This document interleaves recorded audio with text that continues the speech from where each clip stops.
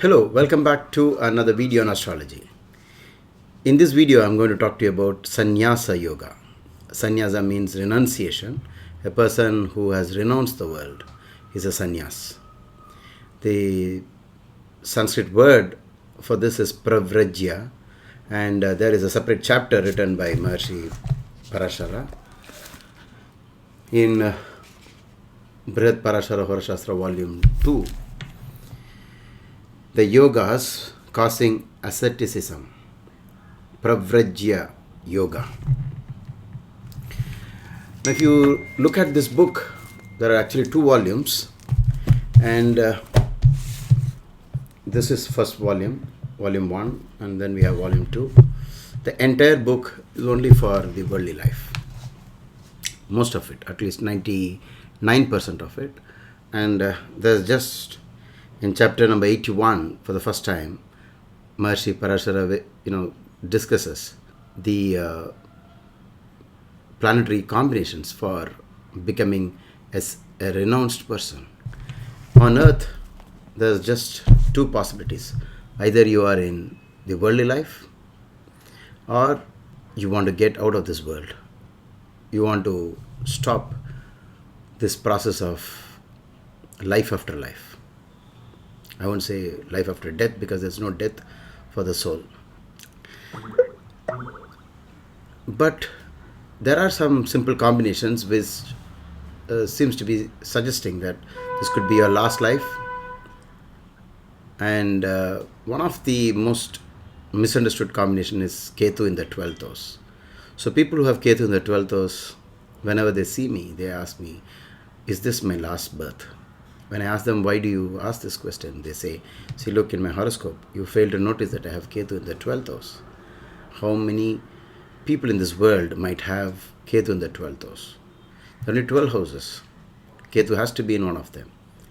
And 1/12 of the world's population, which means 1 out of every 12 person you meet is most likely to have Ketu in the 12th house. But does that mean that this is your last life? Actually, Ketu in the 12th is very bad with regard to material life, because 12th house is the house of loss, and Ketu activates the house of loss so strongly that the answer might be to give up the worldly activities. So much hardship, and because of that the person tends to look at the other side of the world. Maybe I should become spiritual. I shouldn't be going after wealth. So this might be the message of Ketu being in the 12th house. So when people have Ketu in the 12th house, I always tell them, you should seek out spirituality. You should go towards it. And that will make things a lot better for you than just believing that Ketu in the 12th will automatically give you salvation. So now let's get back to the green board and discuss the permutation combinations of planets that cause Sanyasa yoga. And if you read notable horoscopes by Dr. B.V. Raman, you will find the horoscope of the Buddha being discussed. And the Buddha has 5 planets conjunction in the 10th house, Ekendra. And it also looks like that's the same combination for becoming a great king. And the Buddha had the experience of both. He was born to a king, and then he went on to renounce this world. And there is he's also the founder of a religion. Just to get started, let me use the horoscope of the Buddha as given by Dr. B.V. Raman in Notable Horoscopes.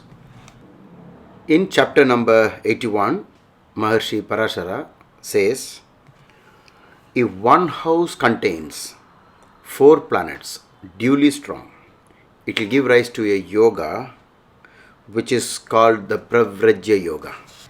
And then the suggestion is that we try to determine who is strong, which planet is strong.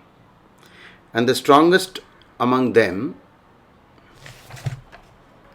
will also let us know what kind of a sannyas the person is going to be. If the sun is strong, the native will be a tapasvi, which means he will spend more time in meditation. Should the moon be strong, the person becomes a Kapali, a man with a beggar's bowl. If Mars becomes strong, the native will adorn red clothes. With Mercury being strong, he will possess a staff, a danda. In case Jupiter gets stronger, he will be a yati and an ascetic who is severe in self-discipline. Should Venus be strong, he will be the possessor of chakra, chakradhari. In case Saturn be strong, he becomes a naga, the one who moves about in nude forms. In the event of many planets coming out to be strong, the native will embrace asceticism on the basis of the strongest planet among them. There are many variations to this, as you should expect in astrology. The next sloka describes what is a weak Pravrajya Yoga. A weak Pravrajya Yoga means that a person is so much inclined to spirituality, likes to read about spiritual matters and meet the spiritual gurus, but yet will not become a sannyas. The combinations for this is almost the same as the Pravrajya Yoga, but Maharshi Parasara says the planets forming the yoga, causing the Sanyasa, may be strong, which is the essential part of this yoga. The planets must be strong. But if they combust, the native will not become a sannyas, even though he may develop a deep adoration to sannyasis and also to the world of spirituality. And the next variation is, if the Pravrajya causing planets are weak and also combust, then the sun becomes a significator of the Pravrajya Yoga, because sun is the planet that caused the combustion on other planets, so it looks like he takes over, and such a native will turn a tapasvi, an ascetic, which is of the type denoted by the sun. So it looks like if a minimum of 4 planets are in 1, 4, 7, 10 houses, then there is always the possibility of Pravrajya Yoga, no matter what, because at least there is a great inclination to spirituality. The next set of slokas does not deal with the 4 planet conjunction in 1, 4, 7, 10, but instead speak about the connection, the interconnection between the moon and Saturn. Saturn is the significator of renunciation, Pravrajya, and so obviously there must be some connection between the moon and Saturn if one has to get into spirituality. The moon being the mind and Saturn representing the sorrow in this world, a person usually gets into spirituality because he or she notices a lot of suffering in this world and would like to know why these things are happening, and that may be the seed for the person becoming a sannyas. So as we expect, the next sloka by Maharshi Parasara is something to do with the moon and Saturn. The dispositor of the moon. Now what that means is, in this chart, the dispositor is Venus. This is because Venus owns this sign. Dispositor of the moon, let's say we shall place the Venus here, and the next part of the rule is, this Venus should receive no aspect from any planet, but in turn aspects Saturn. So it's somewhat confusing, because if you put Saturn here, because Venus looks at this house, then in that case Saturn might also be looking at Venus. So I think that could be an exception with regard to Saturn. The native gets initiated, Diksha, into that type of spirituality signified by the planet who is stronger between the two of them. Now it's a contest between who is strong, Saturn or Venus. If Saturn is strong, then the person will be a Naga according to the first loka. If it is Venus, then the person will be a Chakradhari, the possessor of Chakra. Then the next rule is, if the dispositor of the moon is weak and is also aspected by Saturn, the native will embrace that type of spirituality signified by Saturn. It's almost the same, except that Maharshi Parasara adds the point that this Venus is weak. If it is weak, then the person will follow that type of spirituality that is linked to Saturn. The next sloka relates to the Drekana. This is one of the divisional charts. There are many ways you could use the Drekana, and this is one such instance. If the moon be in the Drekana of Saturn, so which it means that the moon in the Drekana chart, if it is here, Kumbha owned by Saturn, or if it is here, Makara owned by Saturn, in addition to this, the moon must also be at the same time in the Navamsha of Saturn or Mars. So if you think that this is the Navamsha chart that you have in front of you, then either the moon must be here in Navamsha, or it should be here or here. Either the moon should be in Kumbha Navamsha or Makara Navamsha, or in Vrishika Navamsha or Mesha Navamsha. In that case, the native will be an ascetic that is of the type signified by Saturn. The next sloka deals with planetary war. Planetary war happens when two planets are within 1 degree of each other, and there are several ways one can find who is the winner in this planetary war. Brihat Parasara Hora Sastra has translated that the planet with the higher longitude, which is the degree in any sign, that particular planet wins over the one that is less in longitude. But great astrologers like C.G. Rajan, they are all scholars of astrology, they, along with many other people, have said that it is not the longitude but the latitude. And like we have longitude and latitude on the earth, even in the zodiac there is the not just the longitude, a planet has latitude, and Jagannatha Hora software also gives you the latitude of planets.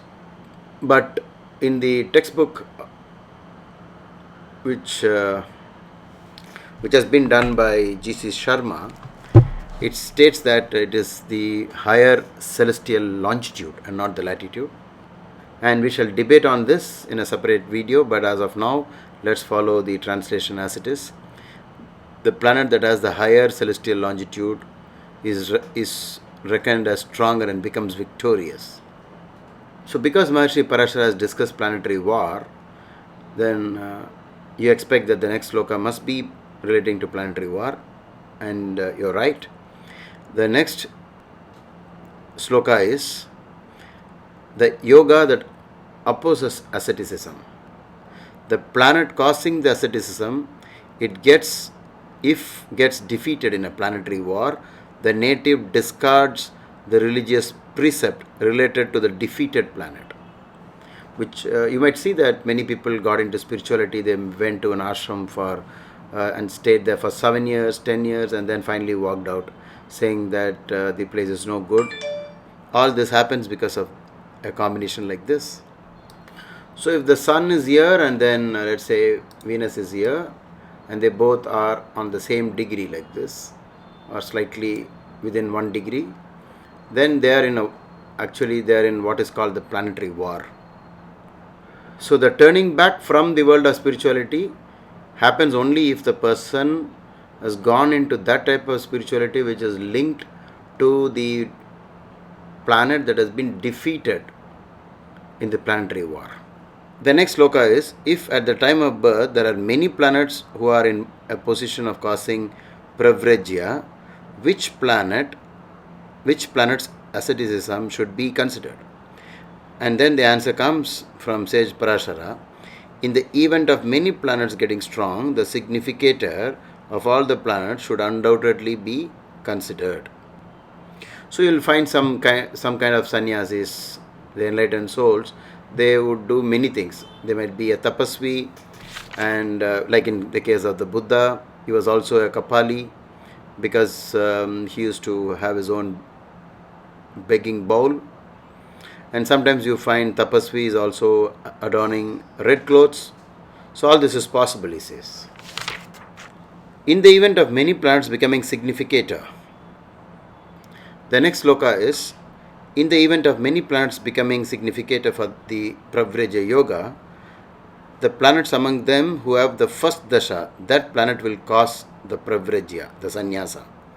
With the operation of the dasha of the other planet, the precept of asceticism of that planet will take over, discarding the previous one. So this is just what I explained earlier.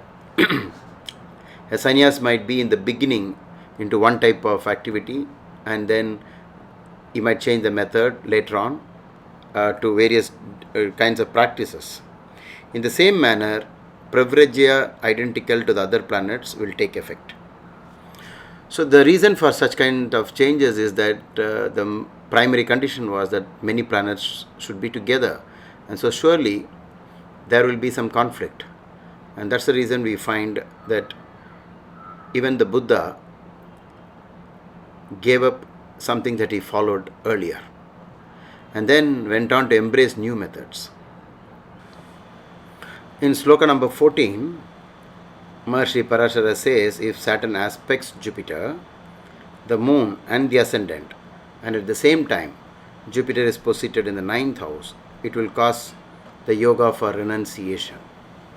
So this is one example where you see Saturn looking at both the moon and the Jupiter and the ascendant, and at the same time Jupiter is also in the 9th house. In the presence of Pravrajya Yoga, if there exists Raja Yoga also. Raja Yoga relates to worldly yogas, worldly pleasures, becoming a king or king-like experiences. The native, in spite of becoming a king, will undertake pilgrimages of the holy shrines. In other words, he himself will be the founder of some religious organizations. The last sloka in this chapter is, if Saturn is posited in the 9th house and is devoid of aspect from any other planet, and Raja Yoga is also available, the native, in spite of being a king, will also follow an existing religious precept and will not initiate a new religious order. This is an example. Saturn is posited in the 9th house, and if no planets are strongly aspecting Saturn, and let's say there are also Raja Yogas, for example Jupiter is here, and Venus here gives rise to Malavya Yoga, and Jupiter here gives rise to Hamsa Yoga, Panchamahapursha Yogas, and these planets do not aspect Saturn. And if that's the case, then the native, in spite of being a king, will also be deeply interested in spiritual matters. So we have come to the end of this video, but I would like to tell you that there are very simple combinations, and you will find that Saturn has the greatest role to play in Pravrajya Yoga, which is why you will find some connection between the moon and Saturn in most of the sannyasis that we know. At least the moon will be in Saturn nakshatra or Saturn signs. Also, there will be some interrelationship between the moon and Saturn, either in the Rashi chart, the Navamsha chart, or the Drekana chart. So as an exercise, you can study the horoscopes of modern day sages and see if there is any link between Saturn and the moon. And if you find one, please give that information in the comment section. I hope you enjoyed this video, and the reason for doing this video is that within a few months from now I'll be uploading the video of a Sanyas who is very popular. He's also the founder of a very big temple. So don't forget to participate by sharing your knowledge to those who are interested in learning astrology. We have come to the end of this video. In case you have any doubts, please type them out in the comment section, and whenever I find the time, I'll answer them for you. And see you soon in my next video.